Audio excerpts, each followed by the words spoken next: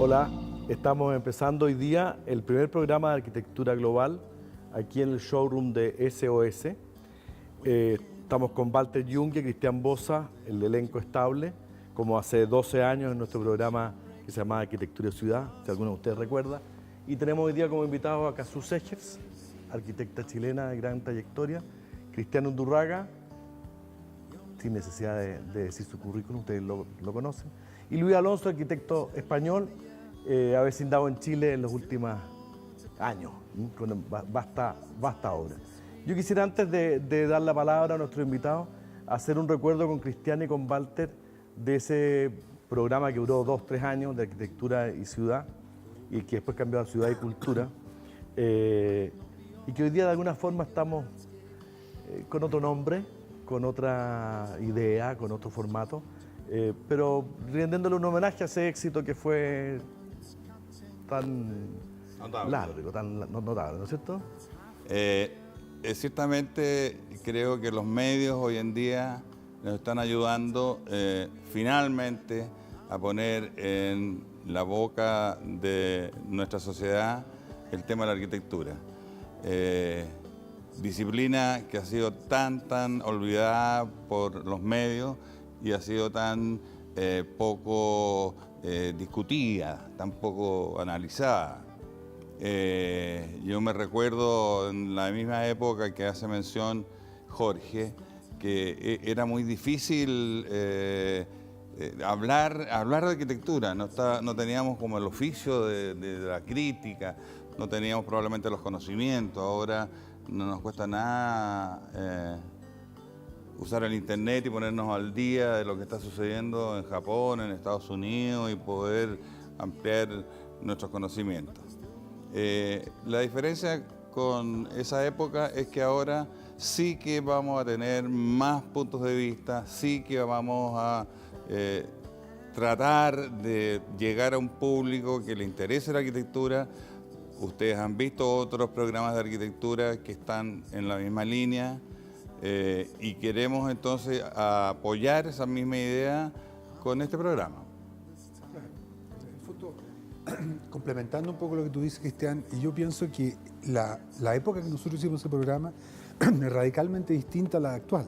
O sea, hay una situación de no solamente los medios de comunicación, sino que hay una forma de comunicarse entre las personas muy efectiva, ¿no es cierto?, con el tema del Facebook, con los medios digitales, etcétera, ¿no? Entonces, evidentemente que hoy día la gente es mucho más consciente del problema de la ciudad. Es decir, hoy día tenemos un problema de tacos, un problema de transporte, un problema de poder referirnos a espacios urbanos realmente bien logrados, ¿no? Y también tenemos un problema que cuando se hace crisis la gente se empieza a preguntar, bueno, ¿qué está pasando con este edificio que yo pasaba antes y ya no está? O sea, hay una situación patrimonial también que está siendo afectada por el desarrollo de la ciudad. Pero eso es una parte del tema, ¿no? Es una parte del tema. Hablar de la ciudad. No, claro, pero me refiero a que en esa época había tal vez más espacio para esperar respuestas más acabadas, ¿te fijas? Pero que hoy día es un tema de urgencia. Pero justamente lo que decía Cristian de la poca cobertura que tiene la arquitectura en Chile, a mí me ha llamado la atención, y de esta forma también integro a la conversación a nuestros invitados, me ha llamado la atención la poca cobertura en relación al tamaño de la obra, a lo interesante de la obra. Exacto. Que realizó Cristian Undurraga para la Expo Milán, en Milán, que se termina ahora a fines de octubre. La poca cobertura que tuviste, Cristian, de medio, en relación, por ejemplo, a la cobertura que tuvo el Pabellón de Chile en Sevilla, que fue 20 años o 22 años atrás, y la de Milán, que me parece, no quiero hablar mal del Sevilla, que me parece fantástico ese pabellón, y el de Milán me sorprendió, lo vi a los 2 o 3 días de inaugurado, me sorprendió positivamente, y es más, escribí en un tuit algo respecto a felicitar a los arquitectos y a todo el equipo que hay detrás, que es importante, pero no ha tenido mucho eco. Ha tenido, no estoy diciendo que no haya tenido eco, pero mucho menos en relación a la importancia que tienen. ¿Qué te parece a ti? Mira, a ver, son situaciones bien distintas. Recordemos que el pabellón de Pepe Cruz, que es una obra notabilísima, digamos, yo creo que es un hito dentro de este proceso de renovación de la arquitectura chilena, surge en un momento en que Chile se abre al mundo. Pensemos que Chile venía de una dictadura y el año 92, digamos, eran el gobierno de Elwin. Chile recién estaba apareciendo en el mundo y el país, como país, hizo un tremendo esfuerzo para insertarse dentro de la comunidad internacional. Chile estaba completamente aislado. Entonces, hay allí también una apuesta política muy distinta a la de hoy día. O sea, yo creo que Chile hoy día es un país respetado, inserto en el mundo. Es un país que dentro, uno lo ve en la propia Expo, es reconocido, de manera que las circunstancias y la necesidad del país de mostrarse, ¿no es cierto?, son muy distintas. O sea, Chile hoy día, el pabellón tiene un objetivo netamente comercial. Háblanos, por favor, del pabellón, que yo quiero insistir lo interesante que me pareció. Bueno, a ver, estamos en un programa de arquitectura, habría que hablar de la arquitectura más que del hecho político, digamos, pero, Sí, no, pero la verdad es que es un emprendimiento político, o sea, el país se muestra dentro de 140 países que concurren a la Expo, que tiene un lema muy específico, que es el lema Alimentando el Planeta, o sea, es centrado en los problemas del presente y del futuro de la alimentación del planeta. Es muy interesante porque ha sido una expo que no ha estado exenta de polémica. El plan maestro lo hizo Gerson de Merón. Y Gerson de Merón entra a hacer el plan maestro con una posición muy crítica a lo que eran las expos. Dice, las expos son una feria de vanidades alimentadas por todo este mundo del Star Systems. Entonces, cada país trata de, en un ambiente propicio, digamos, para el ruido, trata de ser más ruidoso que el resto. Y lo que ellos proponen, como contrapartida a eso, es que dado que la Expo se refiere a la alimentación, es hacer un trazado que de alguna manera evoca la ciudad romana, o sea, un cardo y un decumano que se cruzan, pero en vez de pabellones genera unos lotes largos y cada lote es un huerto. Precioso, ¿no? El plan maestro era realmente conmovedor. O sea, cada país presentaba, ¿no es cierto?, sus productos como un huerto al mundo. Sin embargo, obviamente hubo una reticencia en los países que querían mostrar pabellones, querían mostrar otras cosas, digamos, sus tecnología, El de Inglaterra audiovisual. tomó eso de alguna manera. El de Inglaterra, de alguna manera, el de China también tiene algo de un gran parque adelante, el de Francia. El de Italia no, el de Italia es un edificio, es un gran palacio, digamos, el gran palacio, un edificio barroco que le rinde tributo, digamos, al prestigio, ¿no es cierto?, cultural de Italia. Entonces, al final del día, quedó muy poco del plan original, que era muy bonito, digamos, pero era la antiarquitectura. Bueno, volvimos a una expo relativamente convencional, distinta a lo que fue Shanghái, porque esta es mucho más compacta, mucho más urbana. Y Chile presentó un pabellón muy severo, de una geometría muy nítida, donde la arquitectura y la estructura son una misma cosa, caracterizado por estas diagonales. Y tiene una cosa bonita, porque, mal que lo diga yo, pero sí fue algo que no surgió espontáneo. Es que, atendiendo que había un trazado urbano y que evocaba un poco la ciudad histórica, la ciudad romana, quisimos hacer un edificio urbano y una loya. Una loya, ¿no es cierto?, que es este espacio que queda, es el primer piso, el piso noveno, que está absolutamente abierto, la gente tiene libre tránsito por ahí está el restaurante, ahí está el mercado. Y arriba, digamos, sobre esto, esta gran caja de madera reticulada, donde está la exposición propiamente tal. Entonces, son dos pabellones, en el fondo, el pabellón urbano de libre tránsito, que, claro, la gente en un clima como el de Milán en primavera y en verano requiere de sombra, y tiene que ver, por una parte, con el espacio intermedio propio de la arquitectura chilena, del corredor, y por otro lado con la loya propia de la cultura italiana. Ahí se unen los dos mundos. Es muy interesante, yo te felicito. La verdad que hago extensivo esto a todo el equipo. La exposición está muy bien montada. Yo tuve una gran emoción, se me paraban los pelos al subir por la cinta que va subiendo hacia el segundo piso. oyendo los ruidos de Chile. El poema de Neruda, el sonido, digamos, los poemas, perdón, el poema de corazón Zurita. de Smythe, Sí. aludiendo a Zurita. Todo era belleza. El corazón de Parra, es de Parra. De Parra, perdón. Así que te felicito. Bueno, y estamos con Cazzu, a quien no habíamos tenido en nuestro programa anterior. No. Yo creo que Cristian sí estuvo. Y preguntarle a Cazzu cómo va tu actividad, cómo estás. Vemos cosas muy bonitas en el extremo sur de Chile. También estuviste en Milán, tú, Es que no, estuve en Venecia, En al Venecia, mismo en tiempo Venecia. que tú. Venecia, eso, Sí. La Es que, eso es lo que, es que quería hablar justamente de eso, porque me llegó, quería ir a ver el pabellón, por supuesto, pero estuvimos súper apretados en Venecia. ¿En qué fecha fuiste? Entonces, En mayo. justo para la inauguración, se inauguró la Expo Milán justo porque yo estuve colaborando Primero de mayo. con Lemmy Bonifacio, este coreógrafo, director teatral neozelandés que tiene la compañía MAU. Él fue invitado especial de Owi Ensworth a la Bienal de Arte y tenía un proyecto que se llamaba Lajimojana, que era toda una reflexión sobre la turbulencia oceánica, y dentro de ese proyecto había un espacio que se llamaba Casa de Mujer y me pidió que yo lo hiciera. La Casa de Mujer, esto por supuesto que fue en diciembre, me llama Lemmy, la cuestión se inauguraba en abril, en mayo. Me llama y me dice, quiero que haga esta cosa, etcétera, etcétera. Yo dije, esto es un suicidio. O sea, en diciembre a mayo, 5 de mayo, que había que llegar con la cosa construida, en un edificio grande, etcétera. Y dije, ya, bueno, pero en realidad uno no puede decir que no a Lemmy Bonifacio ni a una invitación así, ¿no es cierto?, que es Bienal de Arte de Venecia. Dije, qué mejor manera que llegar desde el arte y no desde la arquitectura. Encontré que era súper adecuado.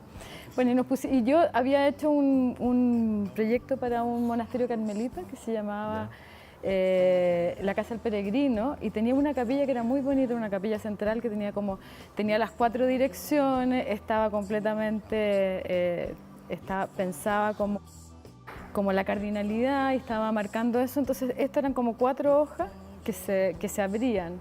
Entonces dije, esto es perfecto para la Casa de Mujer. El único problema era que Lemmy quería 2 espacios. Entonces le empecé a partir, no funcionaba, y empezó un diálogo de Nueva Zelanda a Chile, de cómo ir descomponiendo esta figura cuadrada que se abría como al sol, hasta que finalmente me dijo, yo quiero algo, esto como que ya se conocen las 4 direcciones, quiero algo que no se conozca, y quiero como que sean las olas chocando contra el mar.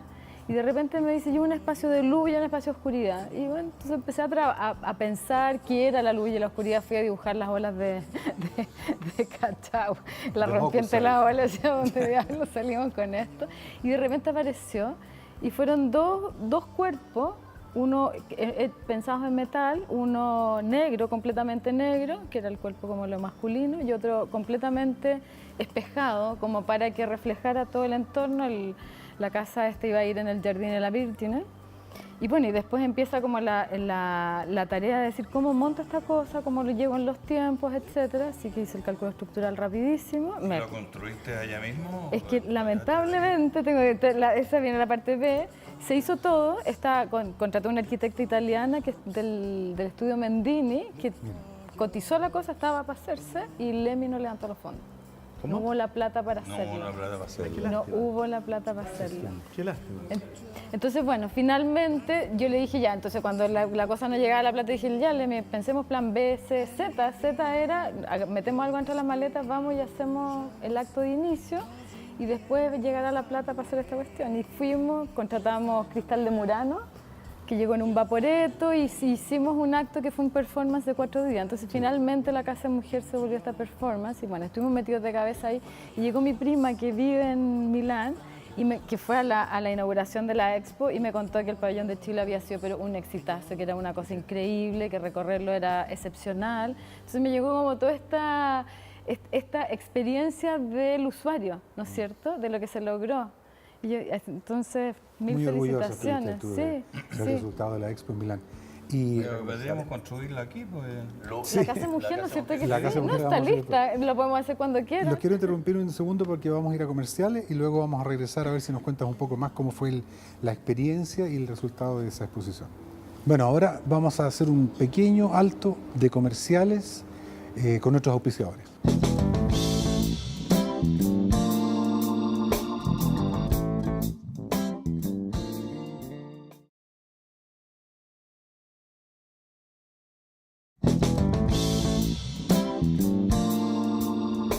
Bueno, estábamos hablando con Cazzu respecto a su experiencia en la Bienal de Venecia. Le habíamos dejado hablar, ahora la vamos a interrumpir más. Sigue, por favor, Cazzu, después de comerciales. ¿Cómo fue esa experiencia? Hablabas de los cristales de Murano que trajiste en un vaporeto, me imagino eso bastante espectacular. Ya solo el transporte me fascina, ¿no? Yo, fíjate que, ¿te puedo interrumpir? Sí, pues. Yo creo que la Cazzu deberá explicarnos cómo lo podemos construir en Chile, si eso ya pasó ya. Hay que levantar las lucas nomás. Ya. ¿Cuántas lucas son?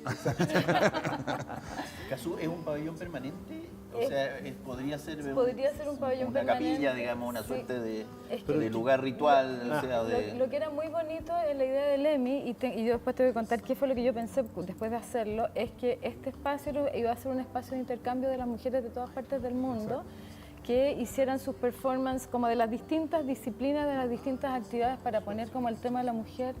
Se debería sobre llevar a la ONU conversación Mujeres. No sé quién cultural. será la directora ahora. Claro, la verdad yo traté de levantar fondos acá también, pero claro, era muy encima, o sea, como que si todos me decían... Pero ¿y eres, "Un año más", ¿y eres buena tú para levantar fondos? Porque no hay... tengo la menor idea, es que ese es soy el buena, punto, mala, pues. pero lo hice. Pero Me Cazzu, la junté con ubicación- varias personas. La ubicación definitiva de este pabellón en favor Habría de la que- mujer. yo creo que habría- ¿Para era- dónde lo era- pensaste? Porque me llama la atención que cuando tú hablabas de las olas y que salió esta especie de hoja negra y hoja... Que son, ¿Y que dónde es muy está? bonito. Ok, Bueno, perfecto, sí, tengo me que encanta contar la las poética de hojas. eso. Es que Pero espérate, ¿dónde ubicas esa obra? Es muy bonito. Era en el Giardini de la Virgine, que es al final de ¿Es la trasladable esa obra? Sí, porque se desmonta entera. Si la hicimos completamente desmontable y además hicimos un sistema, porque no se podía fundar, por supuesto, sino que esto después se suponía que se iba a sacar de ahí, entonces hicimos, el calculista pensó un sistema de unos estanques de agua abajo, o de arena, para que no se volcara, porque ahí tengo que contar el tamaño. Esta cosa tenía 12 metros de largo y iba de los 6 metros a los 9 metros, o sea, era un pequeño edificio. Y el otro un poquito más chico y estaban estos dos dónde cuerpos. crees tú Y la que debería- distancia entre los dos era de 1,20 m. Entonces realmente pasar por esa mitad iba a ser una cosa sumamente incómoda, iba a ser como un ¿Y dónde lo Venturi. ubicarías? Hoy día, acá, en algún parque, yo creo. Es como una escultura. Bueno, y lo bonito de eso es que yo después dije, bueno, ¿y qué es lo que estamos haciendo? Y conecté con Kubrick. 2001 Odisea en el espacio. Entonces, cuando aparece el monolito negro, ¿no es cierto? Que está siempre la humanidad lista para un cambio cultural o un cambio de paradigma. Dije, claro, primero aparece este mono en la tierra prehumanoide, en que están peleando por el agua con los manatí, qué sé yo, y después de repente descubre que el hueso lo puede usar como herramienta y eso se junta con la nave espacial y vuelve a aparecer este Bonita esa monolito. Esa escena que es increíble, que aparece este astronauta, donde aparece toda la cosa de la inteligencia artificial, que cobra vida personal, y finalmente este astronauta que termina como un espacio completamente contemporáneo, que envejece y le vuelve a aparecer el monolito, que sería un poco lo que estamos viviendo hoy día, ¿no es cierto?, a través de las tecnologías, de que estamos hipercomunicados con todo el mundo, pero con nadie, en realidad, porque uno está solo como en su computador y en su pantalla de este tamaño y anda completamente conectado con eso, como conectado como con otras dimensiones, y finalmente a mí me parece que eso y el trabajo del EMI, que siempre lo he pensado, lo que está haciendo es como abrir o gatillar esa como nueva cultura que se está formando sobre la Tierra y que tiene que ver mucho con toda esta como postura agraria y de la alimentación, y de alguna manera es como volver a esa ritualidad de los ritos de los cultivos, las cosechas, que todo tiene como una sacralidad con la tierra. Es el último sueño de Kurosawa, no sé si se acuerdan, Cazzu, ¿no? Que deja hay- interrumpirte porque Perdón, tenemos sí. a Luis, que debe estar con muchas ganas de intervenir, y bajarte de la nave espacial a la realidad santiaguina. Luis, tú eres un avecindado como arquitecto acá, estás viniendo hace ya como 10 años, pero de forma esporádica. ¿Cómo ves tú la realidad de nuestra ciudad? Porque quiero llevar el tema a la ciudad, que es fundamentalmente lo que nos inspira. Bueno, yo soy un recién importado, como aquel que dice, y realmente... No, pero tú hiciste el Baltus en Yo hice Vitacura el hace 10, Baltus 15 años. hace ya 14 años, trajimos ese concepto acá. Todo el mundo decía que estábamos locos, que eso iba a ser un desastre, que eso no iba a funcionar, que esta cultura era diferente. Afortunadamente casi todos se equivocaron, porque sentó las bases de un nuevo concepto de deporte urbano, fundamentalmente. Pero cuando me preguntas por la ciudad, yo aquí hay varias cosas que me sorprenden, como son, concretamente, hay tres que realmente me impactan. Uno es el concepto de la falta de promiscuidad funcional, la falta de mezclas de usos. O sea, estos nuevos barrios que se van desarrollando, que son auténticos guetos unifuncionales, donde allá vivo, allá trabajo y allá voy a, teóricamente, divertirme. Y lo único que hago es esclavizar a la gente en el auto, que realmente lo único que genera es un gran consumo de psiquiatría, porque se pasan horas y horas en los autos. Que tú estás comparando nuestra ciudad tú eres catalán, con el centro de Barcelona. Pero ¿qué pasa en las afueras de Barcelona? ¿Qué pasa a 20 kilómetros de Barcelona? ¿No pasa algo parecido? Y va pasando algo parecido, pero afortunadamente se ha entendido en la terminología popular y sobre todo en la terminología política de que no se puede seguir apostando por centros absolutamente unifuncionales. Hay que mezclar la ciudad. La ciudad histórica, la ciudad antigua, era una ciudad donde tú hacías de todo con cercanía. Podías ir caminando y tenías todas tus vivencias personales durante el día, fueran de trabajo, de ocio, de familiares, de residencia, de dormir, de comer, todo se producía en la cercanía. Eso era auténtica ciudad histórica. Luego, durante décadas, se ha mal copiado, además, el concepto, sobre todo norteamericano, de generar este tipo de ciudades que son realmente las esclavizantes del auto. Pero ¿conoces alguna ciudad moderna, sea la periferia de Barcelona, sea Los Ángeles, sea Chicago, que logre revertir esa tendencia al zoning? Barcelona lo ha revertido. ¿Sí? Barcelona lo ha revertido y el gran éxito de Barcelona para mí no es lo que en general la gente dice del turismo, el clima, la gastronomía, es que cada manzana del ensanche de Barcelona es una microciudad en sí misma.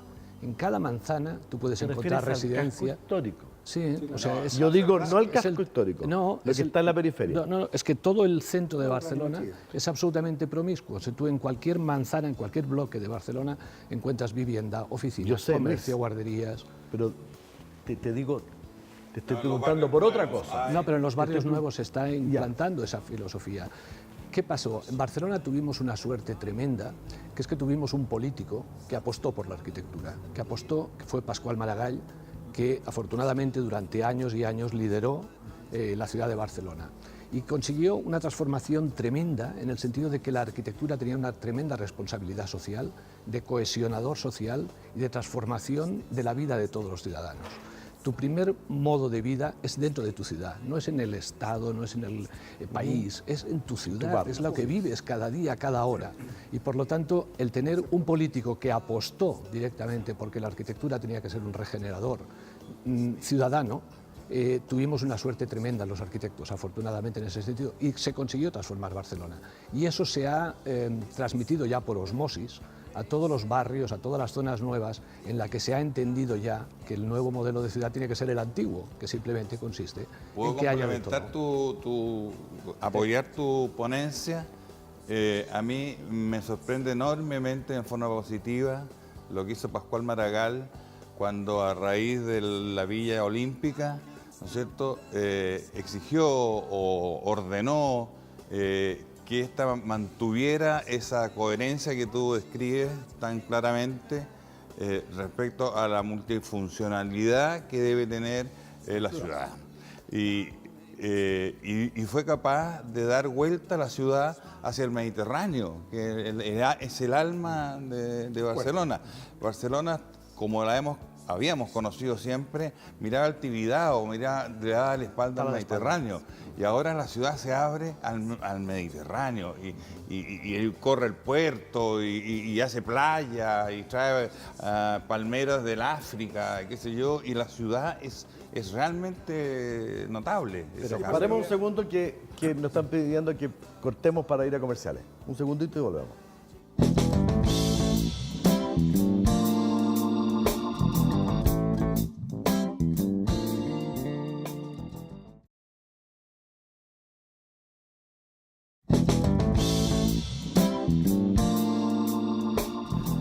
Retomamos la conversación después de comerciales y estábamos conversando sobre el tema de Barcelona. Cristian estaba haciendo una exposición, me gustaría que la retomáramos y justamente estábamos viendo el tema de cómo, entre medio del comercial, de cómo aplicar esa mirada que existió, ¿no es cierto?, en Barcelona, cómo fue capaz la ciudad de darse vuelta. ¿Qué pasaría en Santiago, según tu visión, respecto a la cordillera, por ejemplo, que es nuestra fortaleza?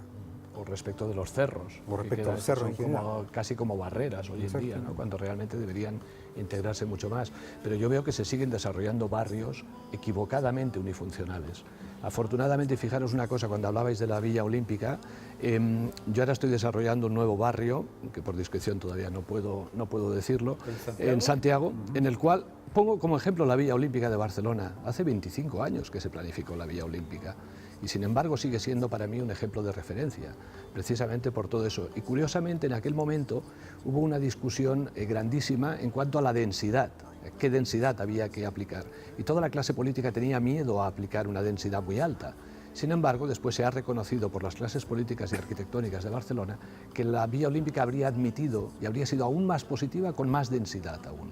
Entonces muchas veces tenemos miedo en nuestras ciudades a la densidad, tenemos miedo a la altura, cosa que es absurda, porque realmente no hay que tenerle miedo a la altura. Se vincula generalmente la altura a la especulación, y la altura no tiene que estar vinculada a la especulación, tiene que estar vinculada a regenerar zonas urbanas que pueden recuperar áreas verdes o pueden recuperar espacios públicos a base de la propia con la altura. altura exactamente? A edificios de A gran edificios de altura, gran altura. que realmente hay miedo, en general la sociedad tiene miedo a la altura. Bueno, si hay alguien que ha entendido y ha trabajado mucho con el espacio público, es Cristiano Undurraga, que ha completado hace pocos años todo el proyecto de la caja cívica, que me parece súper interesante. Yo creo La moneda. que tú empezaste con la Plaza de la Constitución, yo creo que tendrías 25 años, no más, 26 años, 27 años. Bueno, ya han pasado 10 y completaste. Ha sido un proceso rápido. Bueno, ¿Cómo ha sido eso? La verdad es que el modelo del centro de Santiago es un modelo excepcional. O sea, la cuadrícula fundacional, ¿no es cierto?, nos acompaña hasta hoy día con una eficiencia y con una capacidad de absorber, digamos, nuevas densidades y distintos usos de manera extraordinaria. Entonces, a mí el modelo de la ciudad compacta, el modelo de la ciudad histórica, me parece que es el modelo que hay que prolongar, tal como tú lo decías. De eso no tengo duda. En la operación del eje Bulnes y de la Plaza de la Ciudadanía, de la Plaza de la Constitución, hay un problema súper serio, porque celebramos, digamos, un diseño y una incorporación y una renovación del espacio y este suelo continuo, ¿no es cierto?, que rinde tributo a los edificios, etcétera. Pero también es una zona monofuncional, son edificios del Estado. No hay comercio, el suficiente comercio. A las 7 de la tarde está muerto. Entonces, se regenera un espacio urbano con un sentido político, pero no con un sentido, no con una consecuencia urbana como la que quisiéramos. Lo lógico es que todos los ministerios abrieran sus primeros pisos, fueran comercio, se generara allí vida, ¿no es cierto? El eje Bulnes, bueno, está en proceso de recuperación, ahí es mucho más mezclado. Pero es posible. Es posible, que se es dé, pues. posible, claro. Pero hay que tener una voluntad política para hacerlo, ¿te fijas? Pero si hay algo que le hace daño a la ciudad, es la monofuncionalidad. O sea, la ciudad empresarial, la ciudad deportiva, la ciudad escolar, etcétera, la ciudad universitaria. O la ciudad, como dice muy bien Luis, la ciudad de puras casas. Exactamente, la ciudad como vivienda, la ciudad Eso es dormitorio. lo que está pasando ahora, por eso es que me parece muy atingente lo que dice Luis, porque pongámosle nombre a las cosas. Todo lo que es la extensión más allá del Cerro Manquehue, Chicureo, Chamisero, Son ciudades dormitorio. son ciudades absolutamente monofuncionales. Es que no deberías ni llamarlo ciudad, porque es la anticiudad. La anticiudad. Bueno, La es ciudad para que empresarial nuestro es público empresarial, no, punto. es para que No el es público ciudad. no entienda, pero estoy totalmente que es la anticiudad. Claro, incluso en los edificios de todo este centro tan brillante, no solamente comercio, es que podrían pensarse en infinidad de usos, desde residencias de ancianos, desde residencias de estudiantes. Por supuesto. Mezclas de uso. O sea, cuando hablo de promiscuidad no solo hablo de un barrio, hablo de un edificio. El propio edificio. El propio edificio debería coger, estoy de acuerdo. Un poquito pasa eso en el barrio Las Tarrias y El barrio Las el Tarrias, Parque claro, Forestal, ¿no es cierto? Ahí hay, Es un buen ejemplo. Es un Sí, muy ¿no? buen ejemplo de La pregunta que yo hago es que si esto es propio de nuestro país y de nuestra ciudad en particular y específicamente de alguna zona de nuestra ciudad, o es producto del urbanismo moderno, por así llamarlo. que hace el Esa es zoning, buena pregunta. y no nos estaremos quejando lo mismo que se están quejando la gente de Bogotá, la gente de Ciudad de México. En Ciudad de México tú sales del periférico y es absolutamente unifuncional. Y se no hay acabó. nada. Sí. ¿no es cierto? No, es que ya te digo que el urbanismo norteamericano ha tenido muchísima repercusión en las últimas décadas, en todas las grandes ciudades. Entonces, es un modelo equívoco, es un modelo maligno, en el pleno Bueno, sentido de la palabra. en resumen, Pero, eliminó la calle, pues, y eso eliminó. es herencia del gran maestro Le Corbusier, pues, ¿no? El eliminar la calle, que es el lugar de encuentro, en que la concordia se discute ahí, no existe más. El saludo. Yo voy Esa caminando reunión. cada día de mi casa en Las Condes Sí. al despacho en Vitacura, tardo 32 minutos. Si voy en auto tardo 26, o sea, imagínate la gran diferencia. Ah. Y me encuentro, además los he contado cada mañana, entre 8 y 12 personas en 32 minutos, caminando por la calle. Para cruzar la rotonda del Djokovic, bueno, perdón, es que le digo yo, Zukovic, tienes que tomar impulso y saltar prácticamente, es que no hay manera de poder... no hay Entonces manera. dices, es que no está pensada para el ciudadano, la ciudad, está pensada para el auto. Entonces hay que empezar a cambiar eso y para eso hace falta mucha arquitectura, mucha responsabilidad social y sobre todo mucho político que entienda Bueno, ese que es un realmente tema- hay que dar el cambio de Es un marcha. tema que retomó la pregunta que hace Jorge. ¿Tú ves ejemplos en el mundo de revertir esta situación? Aparte va a ser Porque obviamente que necesitamos un político que tome el peso del asunto y lo haga una carta suya frente al Parlamento, en fin, que nos ayude a todos aquellos que estamos clamando por una cosa de este tipo, ¿te fijas? Es que la clase política tiene que entender que esto también son votos el día de mañana. Al final, Porque en lo miden definitiva, así. al final el metro de medir es el número de votos. Es que esto puede ganar votos, porque realmente es hacer más amable la ciudad, es hacer que tú disfrutes más de tu propia ciudad, que seas menos esclavizado del auto, que puedas hacer muchas más cosas en cercanía y por lo tanto la clase política lo tiene que entender. Y cuando me dices de si hay otras ciudades, nosotros por ejemplo estamos ahora mismo, a raíz de que ganamos el concurso de la Villa Olímpica de Río de Janeiro para árbitros y periodistas, se nos encargó toda la remodelación del frente urbano, que justamente estaba de espaldas precisamente a toda la zona marítima y que sin embargo hemos revertido todo ese uso industrial, recuperarlo y que vuelva a la ciudad a estar de cara al mar, no de espaldas al mar. El mismo ejemplo que Barcelona unos años con posterioridad, intentando salvaguardar el patrimonio histórico, que es otro de los temas que a mí me impactan en esta ciudad todavía, la poca falta de sensibilidad hacia la recuperación de patrimonio histórico. Mucha falta. Pero para mí hay un tema más grave, que es que mientras la iniciativa privada no se implique en la recuperación de edificios, y no hay ninguna cultura de implicarse todavía, solamente se deja en manos de departamentos ministeriales que recuperan algún edificio para usos fundamentalmente culturales. Pero esos usos culturales son muy poco, no es suficiente masa crítica. Necesitas que la iniciativa privada se involucre en toda esa transformación y en toda esa regeneración de edificios y de barrios.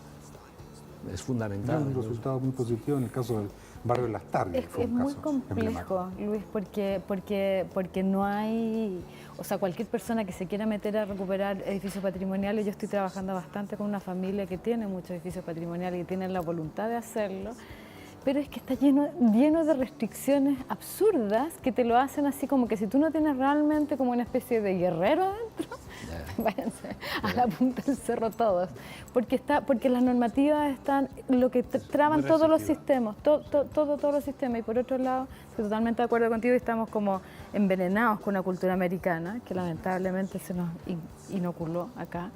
Y entonces estamos construyendo una ciudad que se vuelve como un cáncer, ¿no es cierto? Y por suerte que todavía existe la Cota 1000 y la tenemos que mantener a como de lugar. Afortunadamente existe Sí, la pero lo Cota que 1000. pasa es que se están acabando los terrenos, entonces la especulación Pero inmobiliaria es que ahí es va donde a- tenemos que empezar a densificar la ciudad. Ahí pues. hay que Sí, densificar. pero ¿cómo lo haces contra una expansión inmobiliaria que de alguna manera hay como una ley o una especie de... Pero es que hay que pelear eso No, yo con estoy de la acuerdo. autoridad, con los Hay un políticos. tema de fondo. Cuando uno dice que la especulación inmobiliaria está poniendo en jaque la Cota 1000. Pero la verdad es que, y en esto hay que ser honesto, digamos, hay que entender a los inmobiliarios. El negocio de los inmobiliarios es rentabilizar su inversión. Y ese es su negocio y no tiene de mayor acuerdo. aspiración. No, con esto no estoy avalando, me parece que deberían haber un valor agregado, digamos, que debieran aportar. Todo edificio privado debe tener un valor público, digamos, asociado.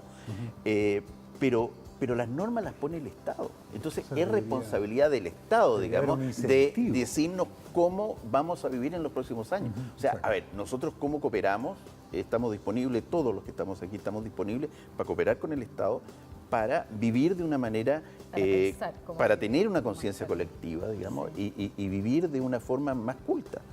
Pero eso, El Cristian, Estado como somos tú dijiste, todos. pasa por ahí, Eso es. pasa por el Estado, pasa por los Absolutamente. políticos, pasa por concursos públicos que generen actividad. Pero yo fíjate que Uno no llega a valoro, ninguna parte, Cristian. valoro mucho No. lo que acaba de decir Cristian respecto a que están disponibles. Yo creo que eso yo no lo he escuchado nunca, fíjate. O sea, Estamos, están, yo sé que están, pero Y te digo, interesante que la autoridad creo, sepa. y no, con esto no quiero pecar de arrogante, creo que representamos a la gran mayoría de los arquitectos. O sea, yo creo que los arquitectos todos queremos hacer las cosas bien.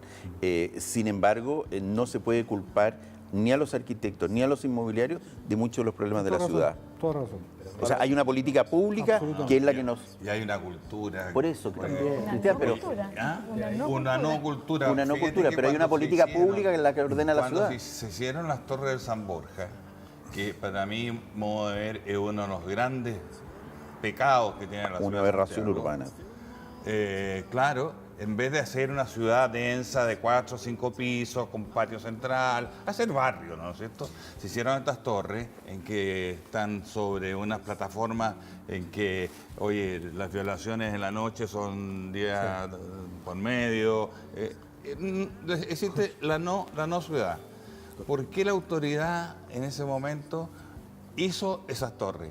Porque habían unos señores, no los vamos a nombrar ahora, que estaban a cargo de manejar ese tema. Se creó una corporación de mejoramiento urbano, fíjate el nombre. Pero Cristian, yo quisiera, a ver, no quisiera ser defensor de nadie, pero ese proyecto es un proyecto cuyo origen es ideológico, no es especulativo. No hubo un afán especulativo, porque esa misma densidad se podría haber ganado en baja altura como tú propones. Tienes toda razón. Pero era un problema ideológico, digamos. Bueno, vamos a tener que llegar hasta aquí. En los tiempos en televisión y en todos los medios hoy día digitales son muy acotados y podríamos haber estado otros 45 minutos, otra hora conversando, pero va a llegar hasta aquí. Le agradecemos su audiencia y será hasta la próxima. Gracias a todos ustedes.